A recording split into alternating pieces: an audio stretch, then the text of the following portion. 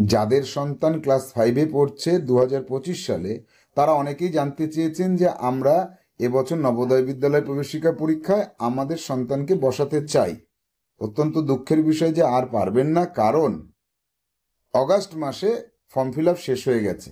Form fill আপের ছাড়া আর কোনো দ্বিতীয় পদ্ধতি নেই যে আপনাকে আবার পরীক্ষায় বসতে দেওয়ার সুযোগ দেওয়া হবে। তো এবছর তো পারলেন না, তাই অনেকে প্রশ্ন করছেন, স্যার তাহলে আগামী বছর কি পারবো?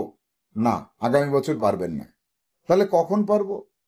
একমাত্র ক্লাস 8 থেকে যখন 9-এ উঠবে তখন, যদি ওই জেলার ওই স্কুলে সিট হয়। কিভাবে সিটটা হবে, কতগুলো হবে? যেমন 6-এ 80 জনকে নেওয়া হয়, আর 9-এ কজনকে নেবে?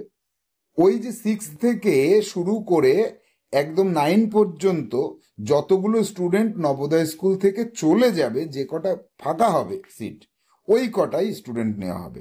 তাদের সাবজেক্ট কি কি থাকবে, কতটুকু পড়াশুনো করতে হবে, এই সকল বিষয়ে আপনারা আপনাদের জেলার নবোদয় স্কুলে যোগাযোগ করবেন। কারণ ওই সময় যেহেতু সিট সংখ্যা কম এবং সাবজেক্ট অনেক বেশি, বিষয়টা আমরা দেখছি না।